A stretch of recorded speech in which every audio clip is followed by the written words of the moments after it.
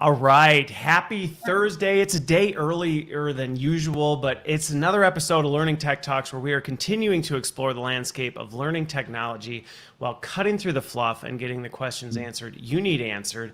And today we are talking about I don't know. We've got a wild mix of stuff. We've got micro learning. We've got frontline workers. We've got what's going on the Great Resignation space. And I'm joined by Tal and Iran. Correct? Did I get it right? All right. Yes, and they're right. from Bytes. And they're from Bytes. And we're gonna get going on this. And I'm actually, while you're doing your introductions, I'm gonna post on LinkedIn because the LinkedIn link broke. But everything else was live, so I'm gonna do that while you're doing it. So while we're doing this, we're going to do the usual icebreaker games that we always do, which is let's start with where are you in the world today? Mine's not nearly as exciting as anybody else's because I'm in Wisconsin in the U.S. with my houseplant Fred. That's about it. But how about the two of you? Where are you right now? We're in Tel Aviv, Israel, Okay. known as the Startup Nation. You probably know that. The startup nation. Yeah, Okay. we are the Startup Nation. All right. And All we're right. here. And Our it's offices- like it, and we talked about this before we went live. It's like technically, if you're in the States, this would be like having a conversation with me on a Friday evening, which That's right. that's saying a lot to spend your Friday evening hanging out with me. I got to give you credit right there. So, all right. And what's the weather like there? Because here it's starting to get cold. So I am curious about that piece. We're in the middle of a heat wave, like always in Israel. Our offices are right by the beach, by the way. It's evening right now, but the beach was full today. It's about 28 degrees Celsius, Okay. like it in the middle of the summer. So middle of summer. Okay. While I ask the next question, I'm going to have to look up. It's not supposed to be like this, Yeah. but well, The weather is crazy. Oh, it's not. It's not supposed to be that Not hot right supposed. now. it's November, It's supposed to it's a be, bit, yeah. it's supposed to be winter, Okay. but All right. Whereas- And you Always said it was winter. what? You said 20. What's the temp? 32 Celsius? 28 Celsius. 28. All right. I gotta look. Okay, that's not too bad though. So for stateside folks, 82. I mean that's warm. I suppose November. So is this technically your winter season though? It's a bit Supposed different. to- It's a bit Yeah. different. Okay, a little bit different. Okay. Yeah. All right. Well, that's not. Now, if you told me it was, 40 degrees Celsius or something like that, then I'd be like, okay, heat wave. That's what we were dealing with West Coast, not that No, it's a long. heat wave for November. It's not a heat wave for Okay. August. All right. That's fair. That's fair. Okay. So let's go to question number 2. And you've had some time to think about this. So I'm curious where you landed, and I'll share mine. I'll go second this time. But in terms of preferred method of communication, what is your preferred method of communication? And I'm curious if this ends up tying to the topic at hand. I didn't intentionally do that, but we'll see what happens You with it didn't here. mean We'll see it, what but happens. it has a strong connection. I figured it might. You're a sharp guy. So my preferred communication channel is instant messaging. I'm Okay. addicted to instant messaging. It actually changed my life. It's simple, it's fast.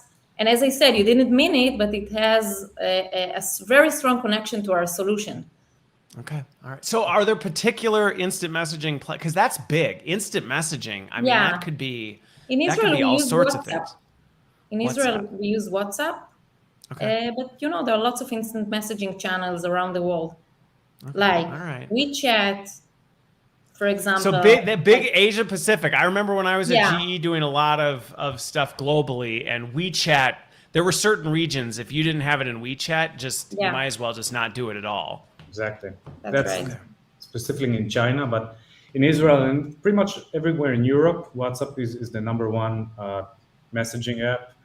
Okay. All right. All right. We So don't know WhatsApp. what text messaging Well, is. so but that was only one of you answering. I didn't get an answer on both sides. So is it both just WhatsApp? We're waiting for the answer. For me, yeah, WhatsApp as well. Don't call me, please. I don't know, people who are starting to call me. It's like being rude. Why are you calling me without asking before? But if it's something long, then definitely video, short videos. But if it's something short, definitely WhatsApp instant messaging. Okay. All right. So do you ever just, well, so I'm going to say mine, because again, well, and this is actually going to tie very closely to the conversation at hand, which like I said, that wasn't the plan, but hey, it works out.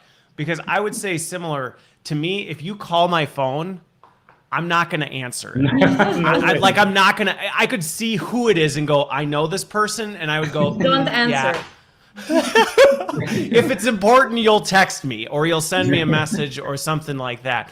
So I do think, but this is a generational thing that now I hate stereotypes. I hate, generational stereotypes, but I will say it does seem more common now that folks, for me, email, instant messaging, if you need something instant.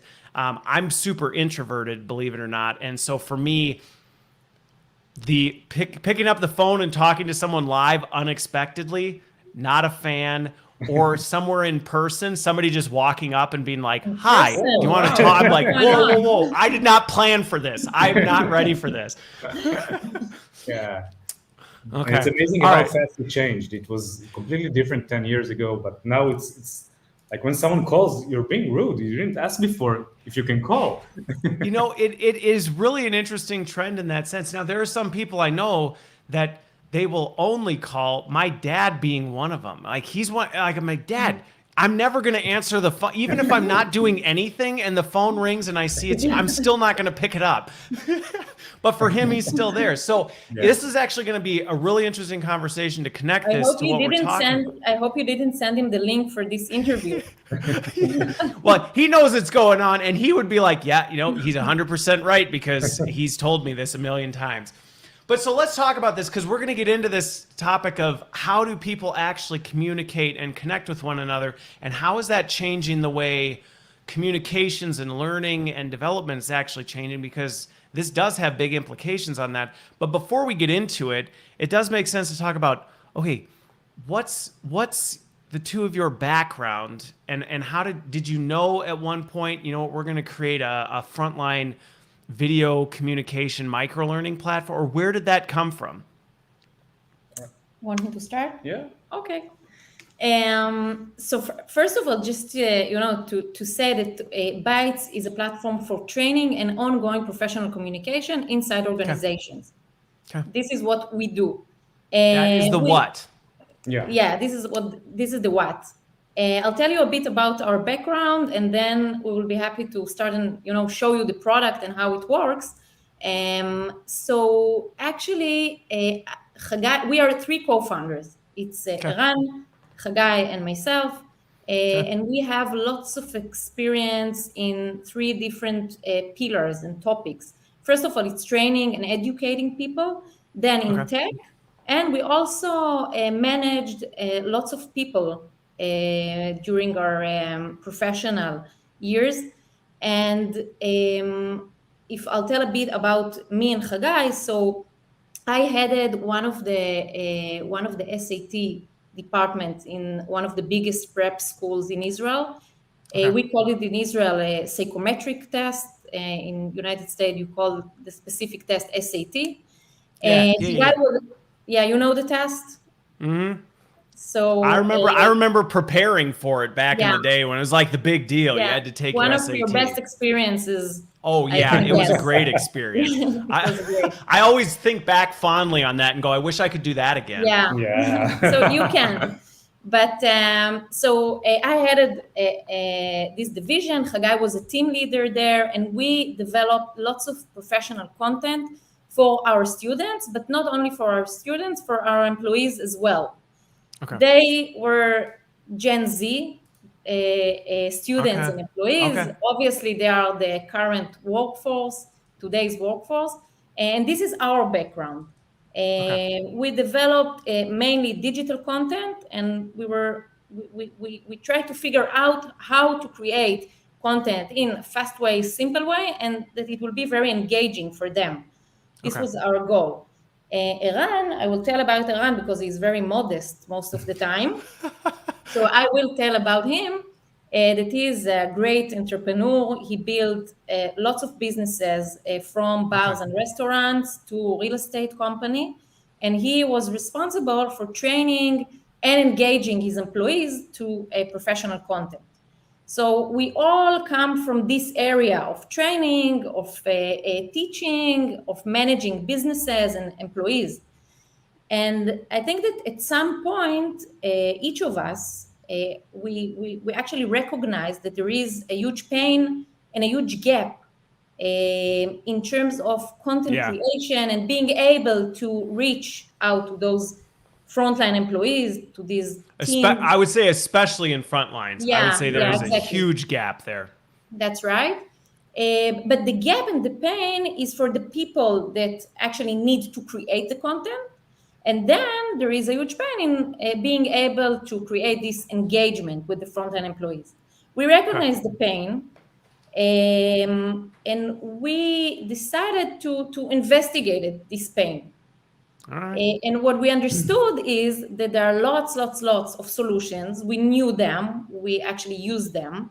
But when we do our research, we understood that there are more of them.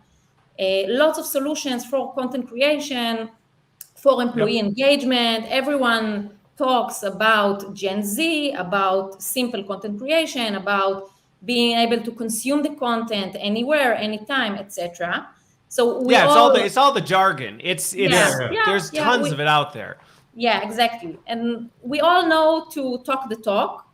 But what we thought that most of us, I'll say us, but most of us actually don't walk the walk. And we decided to take it step ahead. And we think that we actually figure out how to do it. And we decided to create Bytes. So do either of you have a background in tech? Were either of you like software? And I know you said there's a third co-founder. So were any of you developers and you went, you know what, I think we can build something better that takes the good of what we've seen, but actually improves on it by fixing some of the opportunities? So you can. Hagai is our tech guy. He's a tech guy. Right. Yeah, but none of us came from tech to this. All right. Although Hagai is a tech guy, he also was SAT instructor. And as Tal said, I was very close to the frontline employees. At some point, I owned 8 bars and restaurants here in Tel Aviv.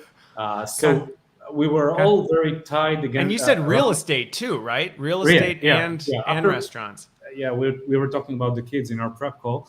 Once the first kid was born, my wife told me enough with the bars and restaurants. So I went to the schedule. The restaurant lifestyle is not necessarily super conducive to kids, so that was probably a wise move. Yeah, definitely. She is wise. I can tell you. She is. Yeah, she is. Okay. I hope she's not listening here. I hope she does. But anyways, the training of frontline employees always stays close to my heart. It's a challenge that everyone faces in this in the food and beverage industry, in retail industry, consumer goods, and so on. And I guess we'll talk about it in a second. Yeah. So the three of you got together and said, "I think we can build something different." And then we started bootstrapped with a prototype, and we reached dozens of clients and users. And then we decided that it's time to scale. And recently we raised our seed funds, and now we're scaling. We have 1,400 customers all around the world. We have more than 200,000 users all around the world. And how long ago did you start this? Almost 3 years ago. 3 years ago. That's it? Yeah. Wow. Okay. Because all right. That was being modest a little bit, but we've developed an MVP that accidentally succeeded. It was just supposed to be a proof of concept, but in general to be better than we thought, even though it was patch by patch in the beginning. Just a few web pages tied to each other. But the essence of it was the right thing. And with this, we started working both with small, medium businesses and enterprises. It really scaled from then. From there. So let's talk, because we're 15 minutes in, and there might be people who watch or listen to this, and then they go, I told you this time's gonna go fast. I'm telling you. So I gotta say this though, because there's gonna be folks that go, okay, training communication platform. Again, I talk about this all the time, and I spend I don't know how much time in the vendor space. There's a lot of noise around, okay, training communication. I kind of get it.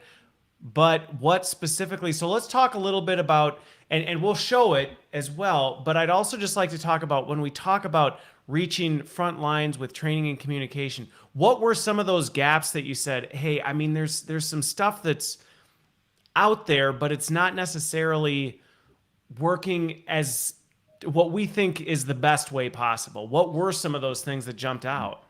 Right. So essentially our solution is very simple in the front, a lot of technology behind it, obviously. But a lot of the solutions, they see L&D, the learning development area, it's different from communication. And we see it as a whole. So we've developed a solution that is very simple. Again, it's based on three main pillars. The first one would be a content creation app that only the content creators in the organization need to install this app, where they can create a professional content or semi-professional content as easily, as intuitively as they would create a story, exactly like you would create a story for your TikTok, Instagram, YouTube Shorts. This is the way you create professional content, obviously with the necessary adjustment to become professional, but the essence is exactly the same. Once this content is being created, it's being wrapped in a capsule, which we call the byte. Each byte has the same structure. The snack. I said I call these things snackables. Which I like it very much. It's a snack. Okay. We will steal it from you. You know what? I accept. That's fine. It's documented live now, Tal. I know. I said it live, so I can't come back on it now. Yeah. So once this byte is being created very easily, again, and very fast most of the time in our content creation app, it's then being delivered to the frontline employees via instant messaging. And we're completely agnostic to which channel you share it with. It can be text message, WhatsApp, Line, WeChat, Viber, Microsoft Teams, Slack, pretty much you name it. We integrate with it, and you can send it via your existing instant messaging channels. In that way, that even organizations that are globally spread, in one click of a button, they send it to 6 or 7 different platforms. Whether it's in China, it's WeChat, in Japan, it's Line, in Europe, WhatsApp, United States, text message. So instead of trying to get people to be like, okay, what's the one place they are, and let's try and get everybody on it, you actually can hit multiple and go, well, it doesn't really matter, which matters on a global level, because I've been in organizations where you're trying to get everyone on the same app. It's a struggle. It's a struggle. It doesn't work. Like you can set out to do it, but it doesn't work. It's first of all, in global organization, that's a huge pain. But not only on global organization, even local organization. It does. There's a complete different conception behind it that we believe in. It's not trying to bring employees, frontline workers to your ecosystem. It's reaching them in the place they're most attentive to, in the place they consume most of their data. Your icebreaker question was, what preferred communication channels? So I know that I live in my WhatsApp, right? Every message I get to my WhatsApp, I will see it. If it's in some app in my second or third page, there's probably very low chances. I'll check it every week. Yeah, no way. And it won't be updated. And even if I see it, it will be every 2 or 3 weeks. So that's the second pillar, reach the employees in the place they're most attentive to and the place they already are.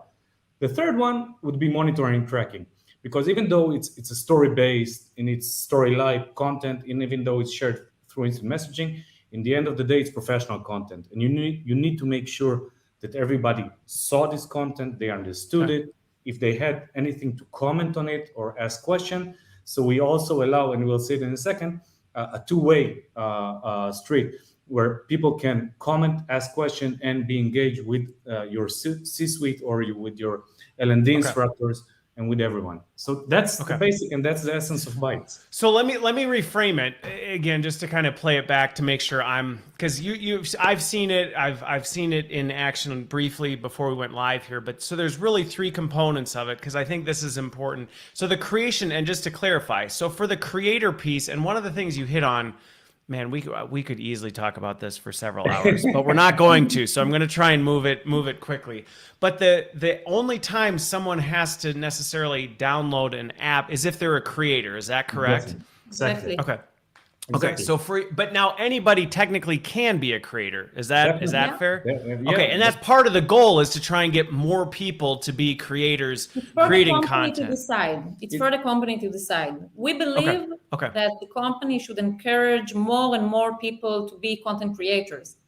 It will be to create, some kind of community of creators Yeah. inside the company. Okay.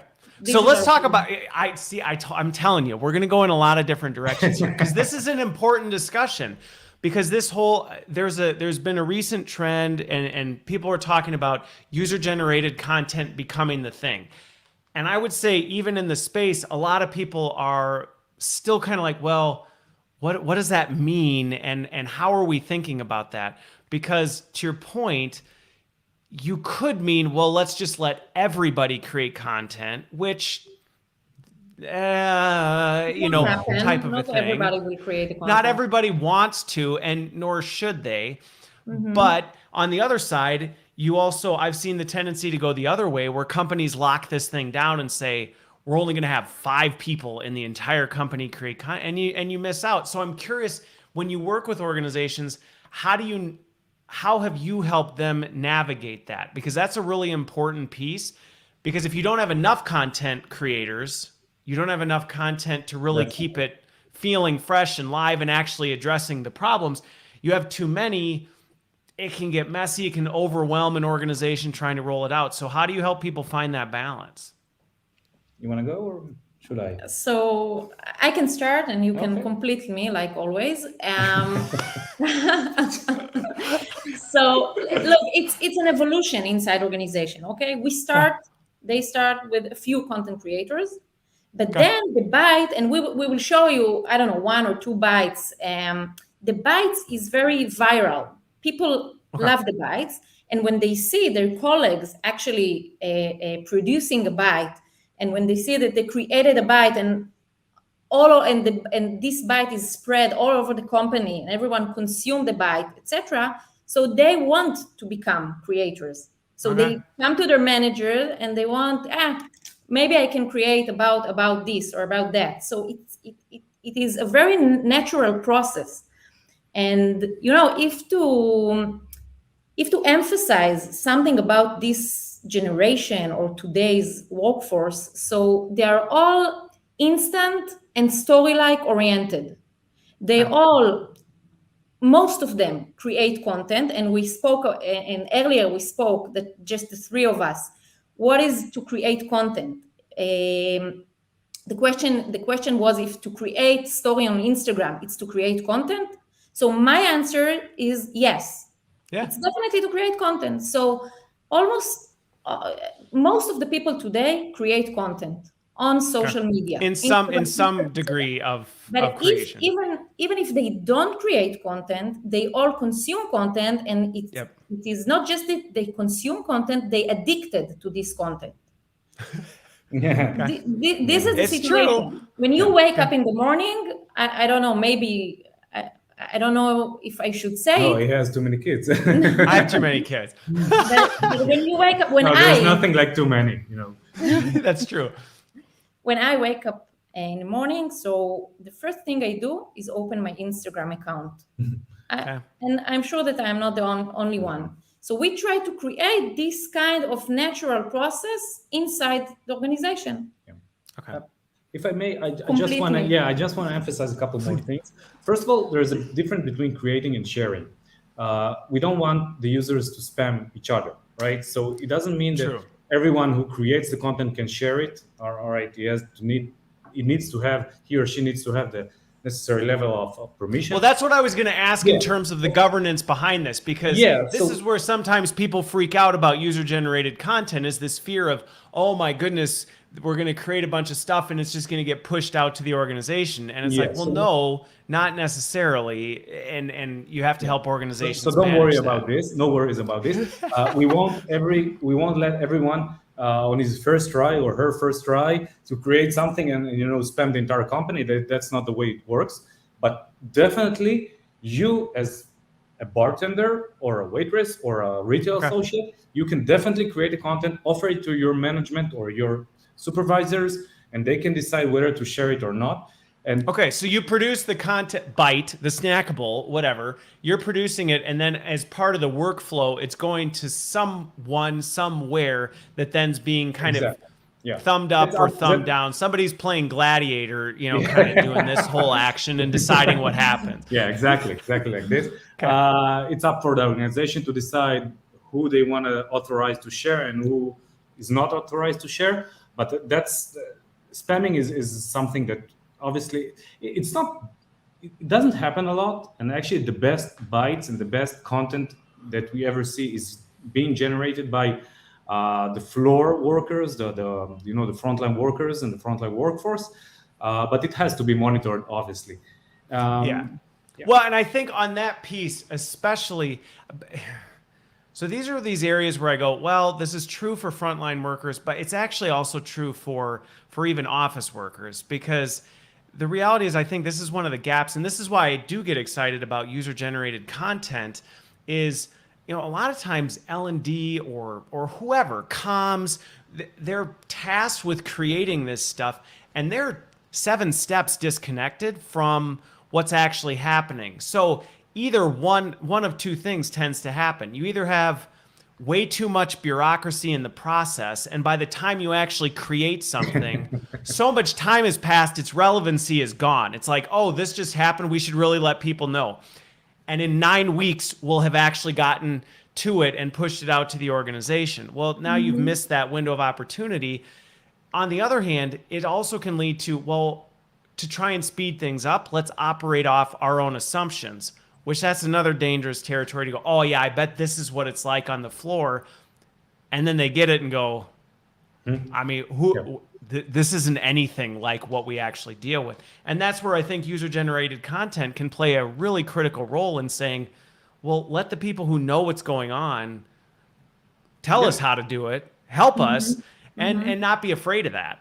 Definitely. And this is most organizations, as Tal said, they start small. They start with a small amount of creators, but very fast they spot the good creators, or they pop up by themselves who wants to create more bytes. It can be someone who's very passionate about creating content, or it can be someone that is working for a long time and knows all the best practices. And it can be pretty much on anything, from how to fold a t-shirt, or all the way how to deal with unsatisfied customer, or how to take a COVID test. Okay. And and it's fun. Oh, go for it. No, I'm you telling go you, for we're it. gonna go That's all okay. over. No. Well, no, We're what I not was going very to say. polite, we're Israelis, so we tend to speak too much and to.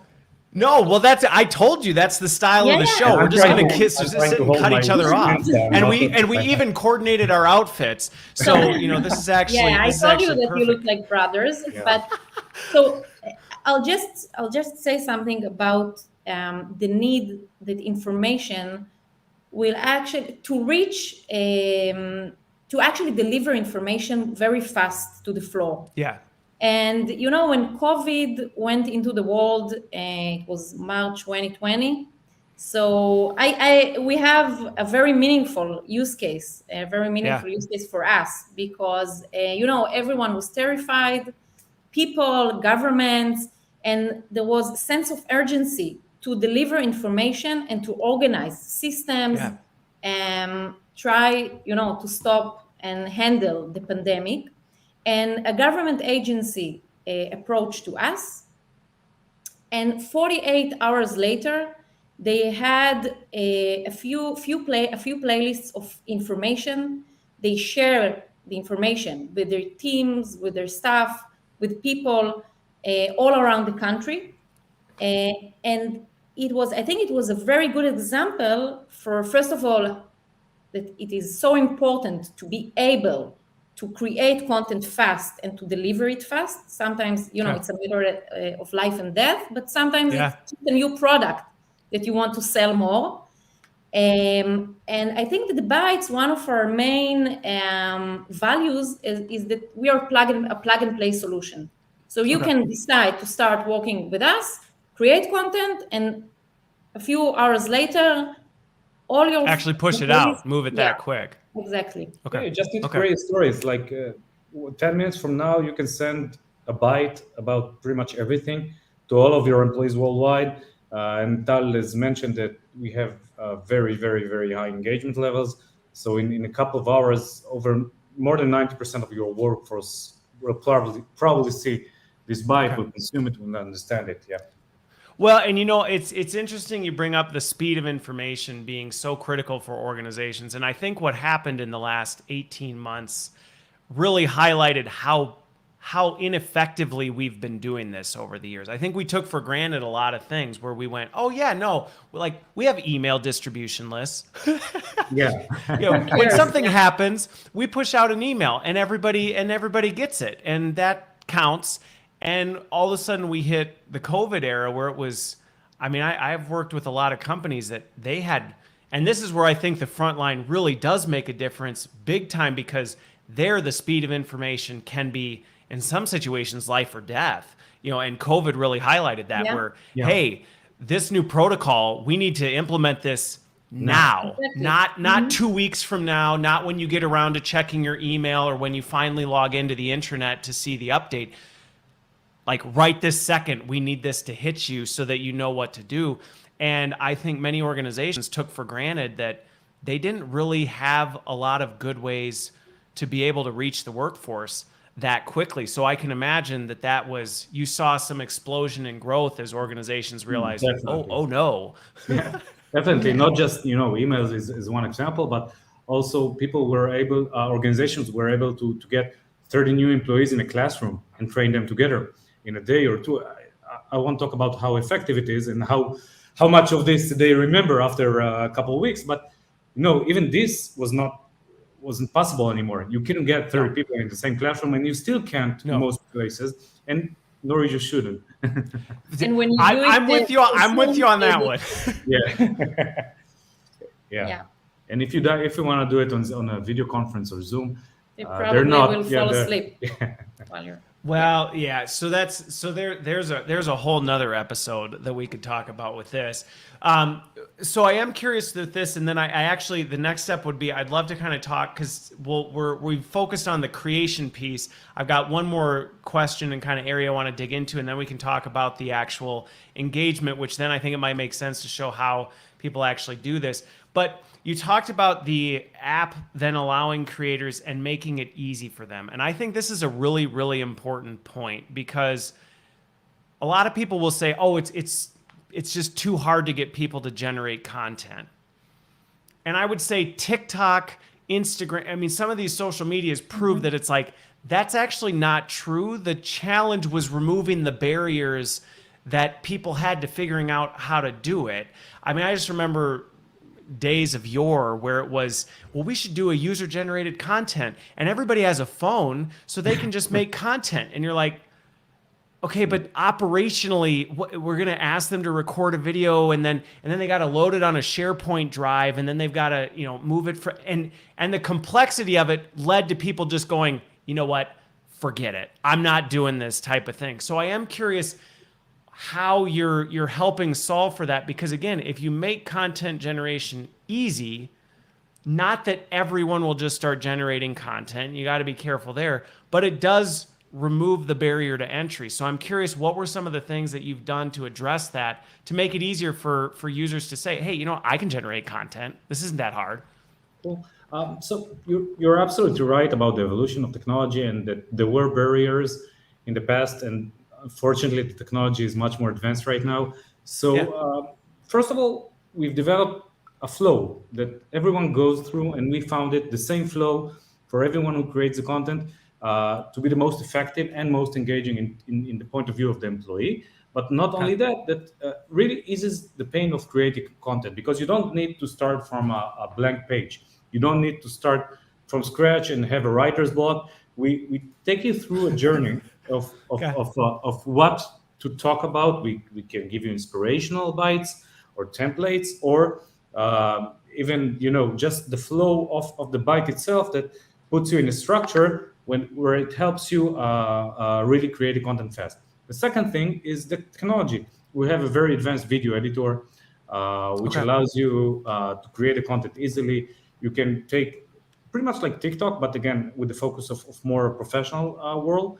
But you can take different video parts, different media parts, and combine them together. You can add soundtracks, auto captioning, and even, I don't know, highlight certain things.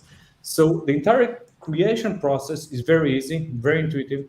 And you're absolutely right about the fact that not everyone is fit to be a content creator, but every organization has quite a few. So part of the implementation is spotting these people, letting them the ability, giving them the ability to use our app, and you'll find them alone.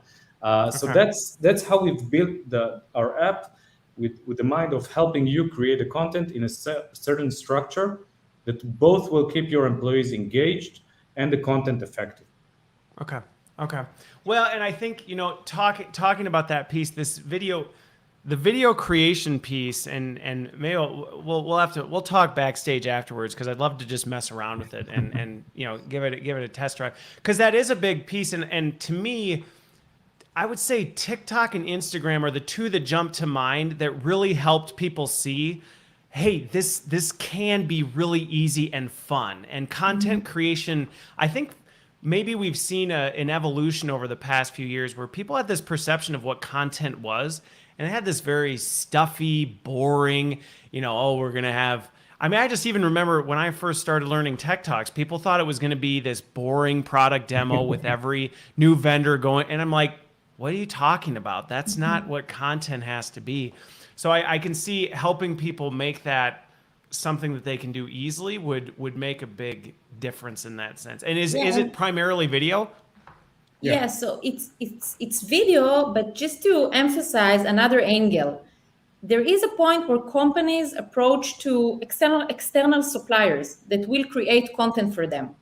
Okay. Most of the times it's when they want to make a real digital content, which will be interactive, to create any kind of collaboration between people and being able to monitor, track, manage the content.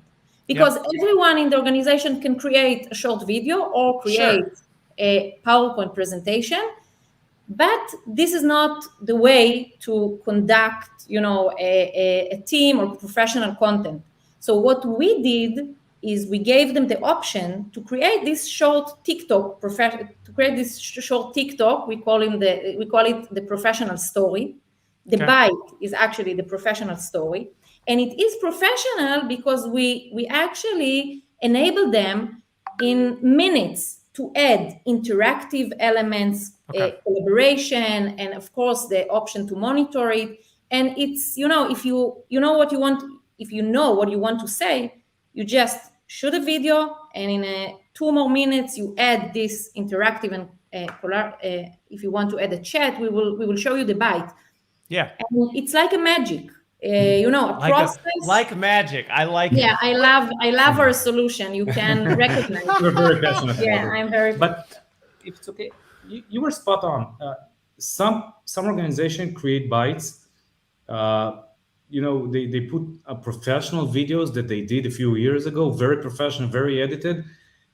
And we found out that the best performing bites are not the highly professional videos. They're highly edited. The rough videos, the more TikTok-like, the more YouTube-like, the more real the videos are, the more real the bites are. This is how employees engage. Because I know personally, when I open a video, even on YouTube or on Bytes or TikTok, and I see something highly edited, something very professional, all right, it's a promotion. Bye-bye. It's a commercial. Yeah. When you can tell somebody's reading a teleprompter somewhere, exactly. You're just like, oh, lame. But if I can see the head chef talking to the camera and saying, "Hi guys, this is our new special dish for today," then you got me. I'm hooked. You're locked in. I want to hear about it. Yeah. The thing about that is, and I almost feel like this accelerated. My observation has been that's probably always been the case. That's just been my observation, is people tend to engage with authenticity far more than other things. But I think that's only accelerated over the past couple years because people have felt more disconnected from others. They felt more disconnected, they felt more distant. And so being able to actually feel connected to what that content is, as though that individual on the other side is talking to you, just having a conversation with you and telling you, like you said, I'm the head chef, let me show you how to actually make this, versus, all right, I'm going to pull up the recipe. And you're like, Yeah. I want to feel like I'm part of this. I think you're right. And there's additional thing that people used to worry a lot about how they're being, what's the perception about them, right? How it's being presented. Yeah. Oh, it's not highly professional. It's not professional enough. And today it's okay because of TikTok, because of Instagram, because of YouTube Shorts. People understand that the authenticity is more important than how I look right now. How do I look on the camera right now? I don't know. Perhaps I didn't cut my hair today, but it's okay because this is who I am. I don't have hair to cut. No, I would say that has been so two things, and then I actually want to dig into it a little bit more. That I think is an important piece in this, and this would just be to anybody who's thinking about user-generated content, or if you're somebody who's thinking about creating content, is there were and historically have been a lot of barriers to it where people have felt they had to be something they're not, or I've got to go, make sure that my background is arranged perfectly, and it's like, no, because that's not why people are engaging in the content. They're engaging to hear what you have to say or what contribution you're making, type of a thing, versus, well, is that a whatever kind of plant in Christopher's back? Like, nobody cares. I've moved this plant intentionally. I have 3 plants in my office. I've moved it to see if anybody ever notices. Nobody ever notices. Nobody ever notices. They don't care that there's a plant behind me. But the other piece with the tech that you talked about that is important is there's a lot of folks who may still think a lot of these barriers exist to creating content. And to me, that's one of the exciting parts about technology, like Bytes and just TikTok, Instagram type things, is producing content is easier. And I think a lot of people are still holding onto this mindset that, oh, this is tough, or there's a lot that has to be done. We don't have the technology to do this. And it's like, well, actually we do. It's pretty readily available now. Just pick up your camera, pick up your phone, film yourself, say what you want to say, really want to say. Don't use any special props. Don't use any special, editing capabilities. Just simply tell your employees what you want to say to them, and they'll understand better. I can guarantee better than 99% of other things. But and to your point with that, it doesn't stand. The video is by itself doesn't stand alone, right? It has to be in an ecosystem that does the entire learning cycle in the right way. It needs to be, as you will see, followed by a question to make sure the employee understood. So let's go to that. Let's talk about the experience, because see, look at that. Look what we did right there. We just transitioned naturally into that, because I think this does. The thing about it is, not only with this, and as you're pulling it up, it's about being able to do that, but by moving quick, creating fast, raw content like that, you can hit, sometimes you think about it, people spend weeks preparing one email, hoping it goes out and is perfect. It's like you could have produced 10 little microbytes of information that would have had a way better chance of making a difference than this one beautifully crafted, you hired a copywriter to write it and make sure the graphic is exactly right type of a thing. Yeah, and not to talk about today's workforce, especially the young generation, they never check their emails, right? No. Some of them don't even have an email, but the ones who does, they never check it. So let's pull it up, because now we're talking about, go for it. Yeah. I think just to say that I think that you can't fake it. And what I mean by that is, if you don't create a platform that this is its DNA, so it won't work. I mean that if you will add a feature, some kind of video feature to an old school concept, it won't work. If you want to develop your concept to be mobile first, so it won't be mobile first. If you want to be focused on the content creation, so people won't create content. So you can't fake it here. There are places where you can fake it, but not here. No. So let's pull it up. But I think your point, Tal, is really important, because what you're talking about, I've seen a lot in learning and development, where we try and take something we used to do that might have worked okay over here, and then we just try and copy and paste it in a completely different way. And it doesn't work. To your point of you can't take something that was this way and go, let's just try and dump this in Instagram. No. Okay.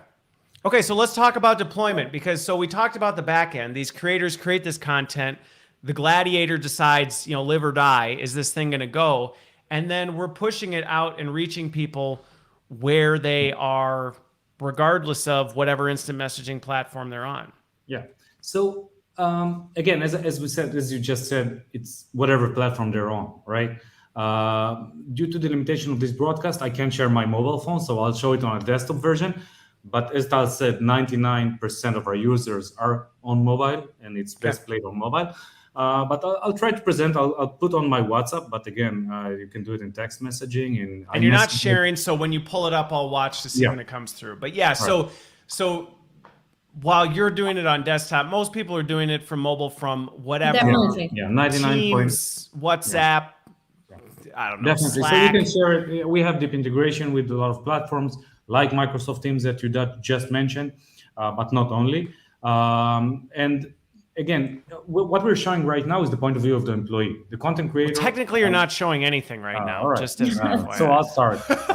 Yeah, it's a minor detail. minor detail. Yeah. Okay. So that's your WhatsApp, which you've already told me for both of you that's where you live in WhatsApp. Yeah. So the employee, he or she will receive a byte, instant message to their WhatsApp group or at Microsoft Teams or whatever, as we saw before. And all they need to do is press a link, all right? There's one-time login with probably with their mobile number. And once they've logged in, that's it. They're in the byte. Can you see my screen right now? Yep, I can. So we're watching the pineapple. We're watching the pineapple video. Yeah, so this is one of our customers who was kind enough to allow us to share it. And he wanted to train all of his employees worldwide how to cut the pineapple in the same way so it will be displayed in the same way. So he created a byte with this video. But what we see here is a byte that every byte has the same structure. It has the story, the professional story. We talked about it in length. Okay. It has the question, the summary, and the discussion. These 4 parts are extremely important, and that's the full learning cycle. You deliver the content, you make sure the employee got it, you summarize, and then you let their voice be heard. So in this case, today we're going to learn how to turn this beautiful pineapple into this. Hopefully you can hear me at the same time. Yeah, I can still hear you can see it's very much TikTok-like. It's a 38 seconds video.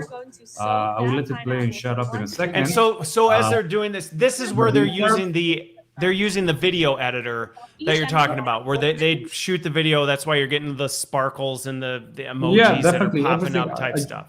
Yeah, I muted the volume so we can talk, but everything you see here was created in our platform. All right, both the sparkling and the editing and the voiceover and everything is done in our platform.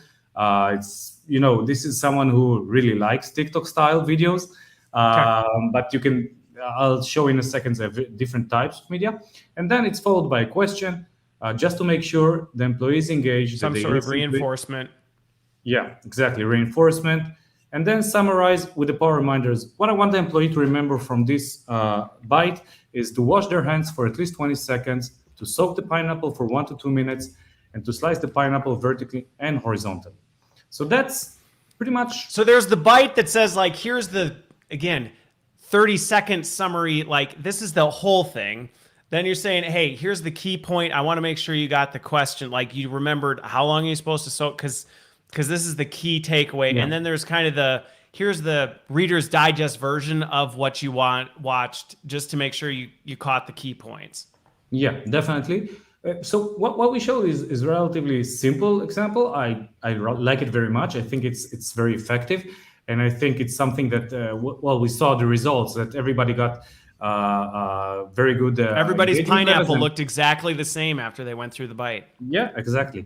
And you can see the 4th part of the discussion. Right now it's in our demo environment. So, but you can see that everybody says, love it. It looks so easy, useful tutorial. And you can reply as a manager and open a thread. If someone doesn't understand anything, you can open a thread instantly here, exactly like you would comment on TikTok, Instagram, or Facebook, and open a discussion. So this messaging thread, just going back to, because they're starting workflow-wise, they're all starting in, like is in your example, they're starting in WhatsApp, Yeah. is it then taking them to an app or is it taking them to their browser? No, all the time. It depends on the platform they're being sent the byte to. But if we have a deep integration with this platform, everything will happen inside the platform itself. So if there's a deep integration, it's not even bouncing you to anything else. This is all just happening directly in Teams. Yeah, exactly. In Microsoft Teams, for instance, like you said, right now we have very deep integration with them. So everything happens within the bytes, within the Teams app. So you don't have to bounce out to the web. With platforms that we have less of integration with, or not such a deep integration, then you're being redirected to the web. But in no point you have to open an app. The employee doesn't have to open an app or to install anything, and that's pretty much it. So essentially, that's a byte. All right, you got a 30 seconds video, a 90 seconds video, a 60 minutes video. You answer one question, you summarize with a power reminder, and you let employees' voice be heard. It's like the first time. And the social element, again, just kind of unpacking some of this stuff, because this is important.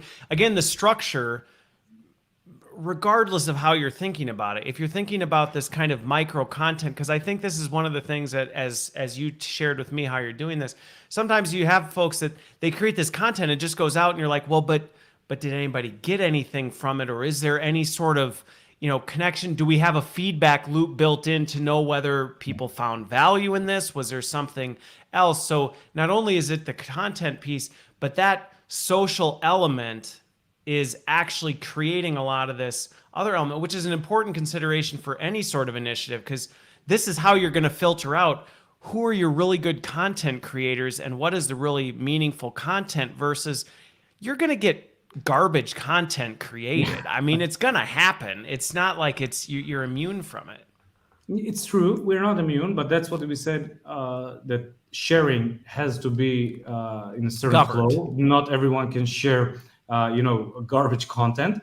I do agree that sometimes people create less engaging content and less effective content. Sometimes it could be too long. One of our customers even, produced a 6 minutes video. There's no technical limit here. We don't recommend it. We recommend it to slice it into a few bytes and create a playlist from it. But you have a lot of analytics around it. We don't have time to show the dashboard and everything, but you have tons of analytics. Who watched the video? How many churned? How many answered the question right? Who commented? And what's the sentiment of the comments? And a lot of As an admin, you can close the loop, manage your employees, manage the content.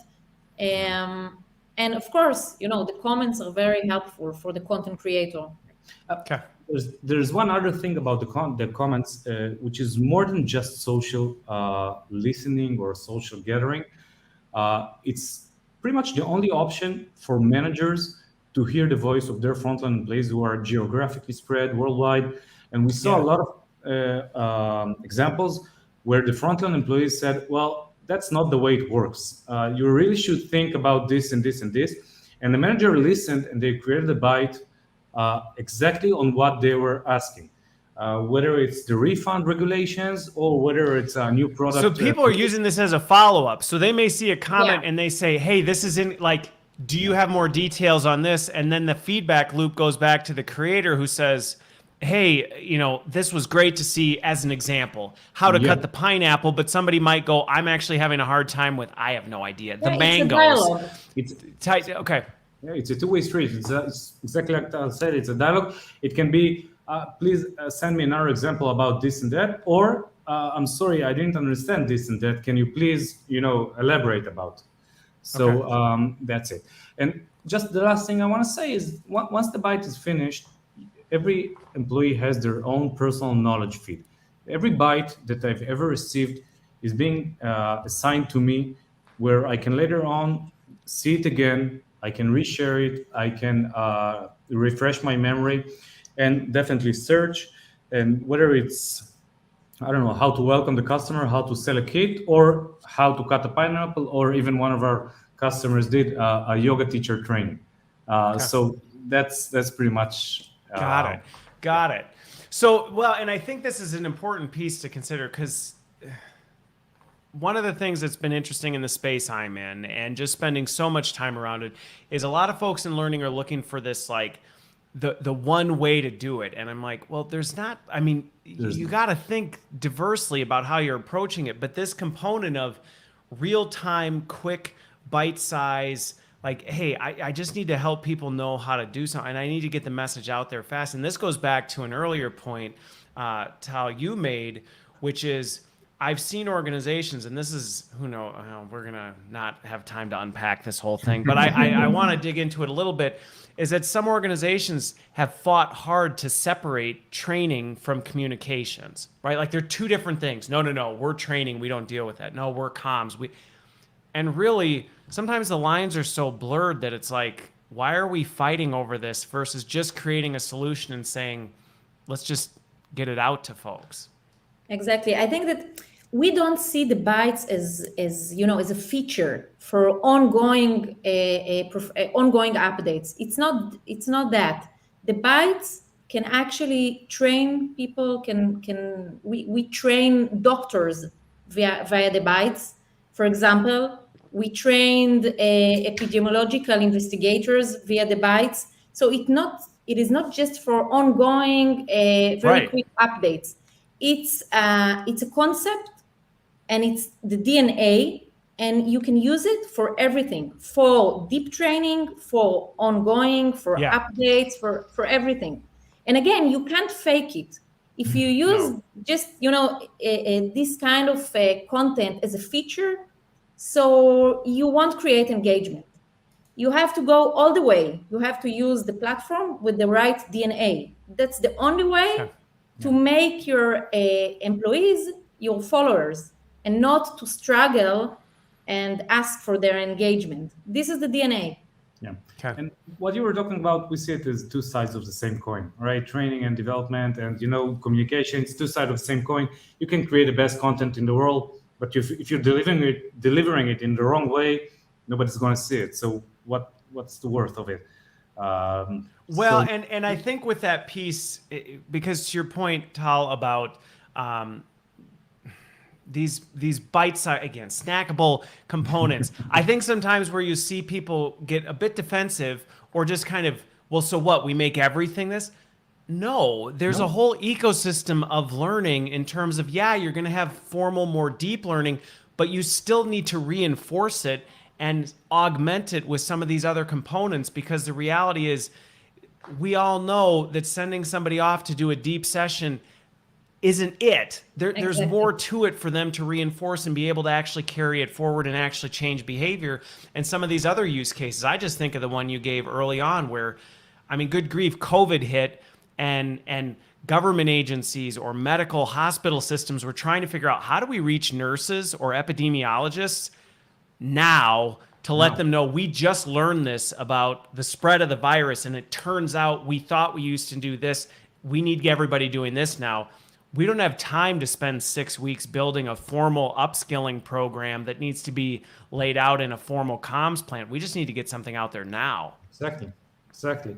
So within the minute they raised their phone to us, 48 hours later, they send bytes, tons of bytes, like 50 or 60 bytes, 48 hours later, to thousands of distributed workforce, anywhere from how to take a COVID test or how to distribute food to the people who were not allowed to leave their homes. Mm-hmm. So for us, it was a very meaningful, use case. And we didn't charge for it or anything like this, but it was it's a chance to actually make a difference in that sense. It's very cool. Exactly like this. Last year, we actually felt that like we're making a difference, and we saw the real value that, again, from the minute they raised their phone, 48 hours, they sent bytes to thousands of people, geographically distributed. It was a meaningful moment for us.